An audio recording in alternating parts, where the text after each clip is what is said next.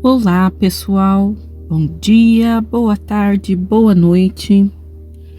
Vamos para o último capítulo do livro Uma Evangélica no Além.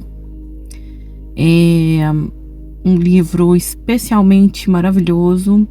Quem não leu, gente, quem não acompanhou aqui com a gente, vai lá ver o primeiro capítulo. É uma história fantástica e acrescenta, assim, os meus comentários para ajudar vocês no entendimento. Para quem tá chegando aqui agora, eu quero só explicar que eu faço esses comentários não só para interagir com vocês, mas para passar para vocês assim o que eu possa ter um pouquinho a mais de conhecimento, por muitas leituras que eu já fiz, né, e tudo. E eu gosto muito de tirar as dúvidas de quem tá começando, de quem tem curiosidade, tá? Quem não sabe, o foco principal do nosso canal é o livro As Cartas de Cristo. Só que como ele é muito complexo, tá? Muita gente não entende, não consegue pegar o fio da meada. É preciso entender um pouco de espiritualidade para poder entender um pouco mais também das cartas de Cristo, porque ele fala coisas bem profundas, coisas sobre física quântica, verdade da nossa criação. Nas cartas de Cristo nós estamos na carta 4, e quando a gente chegar na carta 7 é que vocês vão ver mais disso do que eu estou falando. Ele fala muito de coisas complexas. Então, vamos estudando através desses outros livros para a gente poder ter noção de espiritualidade, de vida após a morte, de reencarnação, de causa e efeito, certo? Dos karmas e muitos outros assuntos, gente. A vida é muito ampla e muita coisa para a gente aprender, para a gente conhecer. Então não fica só nesse livro aqui não, viu? O próximo livro, que agora a gente tá acabando Evangélica no Além. O próximo livro, ele é fantástico, ele é tão fantástico que ele é uma dupla, tá? Ele tem a primeira encarnação de uma geração e posteriormente vem a segunda encarnação dessas mesmas pessoas e entra algumas outras pessoas. E daí eles vão falar sobre até aquele atentado horrível às Torres Gêmeas, tá? Esses livros que eu vou trazer para vocês agora, depois do livro Evangélica no Além, é de um aprendizado sem tamanho, não dá para dizer aqui, tá? Mas vamos concluir esse livro fantástico aqui e posteriormente já trago um novo livro. Vamos continuar juntos. A gente aprende muito estando junto, tá bom? Eu agradeço muito vocês por estarem aqui, tô muito feliz. Então vamos lá, gente, continuando com o último capítulo do livro Uma Evangélica no Além. Epílogo. Um ano após a libertação de Elias, uma tragédia de grandes dimensões assolou a família. De Jéssica. De volta a uma viagem de orgias, o carro luxuoso de Altino, com Gabriel ao volante, colidiu com outro veículo que vinha em alta velocidade na contramão. Capotou 3 vezes, caindo barranco abaixo e provocando uma grave explosão que carbonizou seus corpos, levando-os à desencarnação imediatamente. O acidente provocou grave reação de dor e desespero em toda a família. Dona Conceição não parava de chorar, lamentando a perda do marido que tanto amava, apesar dos defeitos.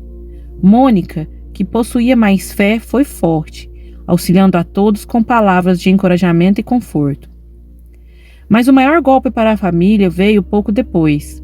A polícia técnica, ao investigar o acidente, descobriu que Gabriel e Altino voltavam de um luxuoso bordel localizado na capital da Bahia, quando ocorreu a colisão. Aquela revelação chocou a todos. Altino e Gabriel haviam viajado afirmando pregar na congregação que tinham em Salvador. Ninguém sequer poderia imaginar que eles estivessem envolvidos em prostituição e orgia avassaladora. Os familiares, chocados com aquela informação, começaram a perder a fé na religião evangélica, e os fatos chegaram até os jornais e os membros da igreja. Os verdadeiramente fiéis, desiludidos aos poucos, foram deixando as igrejas. Alguns procuravam outros templos, outros se tornaram ateus, e os mais espertos, os falsos religiosos, acabaram por assumir o lugar dos antigos líderes. Afirmavam que o demônio havia tomado conta de Altino e Gabriel por um momento, e é só por isso não poderiam se tornar apostas apóstatas da fé. Que nome esquisito, não sei o que significa isso não, viu, gente? Aquela pregação convenceu os mais distraídos que continuaram a seguir outros líderes, tão corruptos quanto os antigos. Na mansão, a vida mudou. Ruth, que muito havia consolado a todos diante dos graves fatos, mostrou-lhes a doutrina espírita. A beleza dessa filosofia, as explicações claras e racionais, os resultados positivos que conseguiram com o equilíbrio de Elias, acabou por convencer a todos a segui-la. Elias, muito feliz, procurou um centro espírita, equilibrou a mediunidade e logo passou a trabalhar pelo próximo. Primeiro no passe de cura, depois nas reuniões mediúnicas, servindo de canal para aliviar todos os desencarnados que passavam por perturbações ou obsediavam as pessoas na Terra. Sua mediunidade educada, aliada à sua irrepreensível conduta moral, passou a conduzir frutos maravilhosos, e Elias acabou por se tornar um dos mais conhecidos e procurados médiuns de cura do país. Contudo, o exercício da mediunidade ia além das práticas na casa espírita. Demonstrava no dia a dia, no exercício exemplar de filho e irmão que busca compreender e ajudar. Nos círculos sociais, Elia apresentava sempre uma conduta louvável, digna de um verdadeiro cristão. Finalmente, a programação estava se cumprindo e o plano espiritual feliz vibrava com aquele progresso. Jéssica, Thelma e Jaime estavam mais uma vez em frente ao lago onde espíritos de religiosos sofriam o peso de suas culpas, chorando e gemendo. Aquela viagem em comitiva somente foi possível graças ao pedido insistente de Jéssica, que desejava a todo custo tirar o pai e o ex-marido dali, mesmo sabendo que provavelmente não teria êxito. Eles estavam lá por tentar. Os holofortes giraram e os rostos enlameados de dor e sofrimento de Gabriel e Altino foram mostrados. Altino gritou: "Tire-me daqui! Eu e meu genro sofremos um acidente e caímos nessa lagoa fétida. Até hoje ninguém nos encontrou. Temos uma família para cuidar, templos religiosos para dirigir. Nos ajudem, rápido!" Jaime olhou para Jéssica e disse: "Como vê, eles não têm condições de serem ajudados ainda. É preciso paciência. Mesmo que eu me apresente para eles, tente e veja por si mesma." Um holoforte clareou Jéssica, e eles a viram. Jéssica olhou-os com amor. "Pai, Gabriel, arrependam-se de tudo que fizeram. Só assim poderão sair daí e seguir conosco. Vejam, Deus sempre perdoa aquele que se arrepende." Gabriel e Altino demoraram a reconhecer Jéssica, mas após alguns minutos vendo sua iluminada figura, bradaram juntos em uníssono: "Jéssica, é você mesmo?" "Sim, pai, sou eu. Eu vim buscá-lo, mas só poderá sair daí se o senhor se arrepender do fundo do seu coração. Isso vale para você também, Gabriel. Arrependam-se e meus amigos os levarão." Altino pensou por alguns minutos, mas logo depois soltou um grito de horror: "Está repreendido em nome de Jesus, Satanás. Tomou a imagem da minha filha morta para me enganar. Afasta-te, demônio." "Sou eu, pai. Estou viva. A morte não existe." "Saia, Beelzebu, príncipe dos demônios." Desta vez foi Gabriel quem gritou: "Preferimos ficar aqui e seguir com vocês para a perdição." Dizendo isso, ambos mergulharam na lama e sumiram. Gente, olha, só um comentáriozinho aqui com vocês. Eu não sei se quem está assistindo é de uma doutrina evangélica e tal, mas geralmente a gente escuta esse tipo de assunto, são nas doutrinas evangélicas, falarem que as pessoas que morrem não voltam para falar com a gente e que quando você vê é porque a pessoa tomou a forma do demônio para poder te iludir. Aí me fica um questionamento muito sério. O demônio, né, que aqui pra gente, que a gente sempre tá conversando, isso não existe. Mas ok, para os evangélicos existe. O demônio, ele vai tomar a forma de um ser de luz, iluminado, para te dar bons conselhos. para te acalentar na sua dor que perdeu seu ente querido. Ele vai aparecer para você na forma do seu filho e te falar assim: mãe, eu tô bem, não sofra. Ou filho, a mãe tá bem, não sofra. Ou qualquer pessoa que seja que você ama, o demônio tá disposto a fazer isso. Que demônio é esse, gente? Que faz o bem pros outros, que eu não tô entendendo, isso não tem cabimento, né?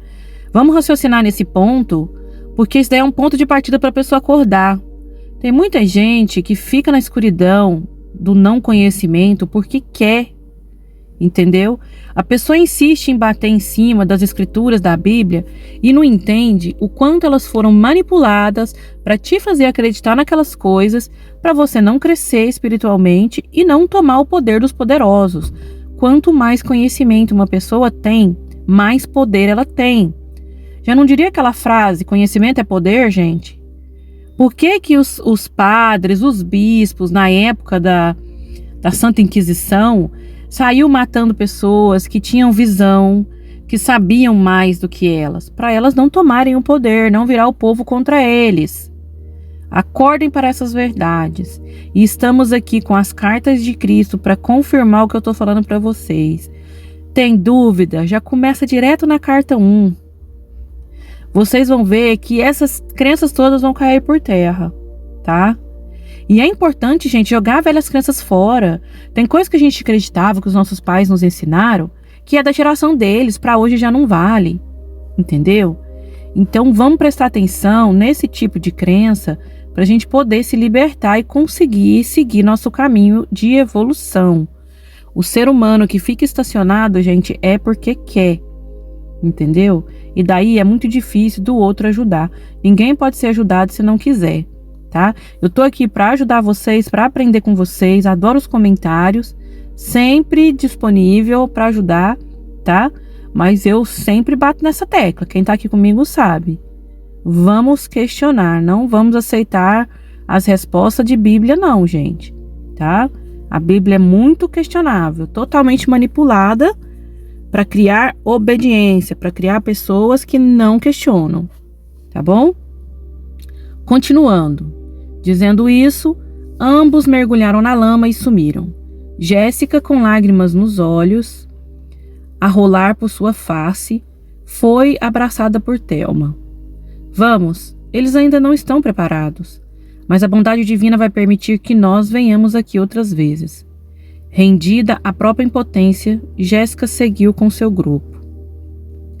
De volta à sua casa na colônia, já refeita, foi ter com Jaime na sala em que a esperava juntamente com Thelma. E então, já decidiu mesmo? Jaime perguntou. Os olhos dela brilharam de felicidade ao dizer sim. Já decidi. Continuarei a ser evangélica, mas estudarei cada vez mais sobre o espírito imortal. Thelma a abraçou com emoção. Ninguém deixa de ser o que é só porque desencarna e descobre mais parcelas da verdade. Você mesma, com todo o conhecimento que adquiriu aqui, continua sendo evangélica. Sim, mas a igreja que irei fundar, embora com a moral evangélica, falará sobre reencarnação, lei de causa e efeito, vida após a morte e mediunidade. Posso ainda me considerar evangélica, mas quando nossa mente se abre para as verdades do universo, não há mais como voltar atrás. Como você mesma disse, Thelma, não existe retrocesso na evolução.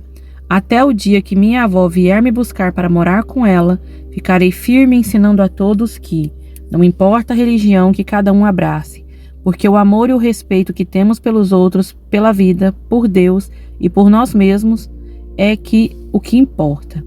Thelma sorriu feliz. E é isso mesmo, minha querida. A melhor religião sempre foi e será o amor. Jaime juntou-se a elas num abraço fraterno e perceberam que a um canto da sala estava Esther, alegre, irradiando energias de paz e harmonia para todos, principalmente para que a neta querida prosseguisse no caminho do bem maior. Fim, gente. Acabou esse livro maravilhoso, tá? Aí só um comentáriozinho aqui referente ao finalzinho da Jéssica.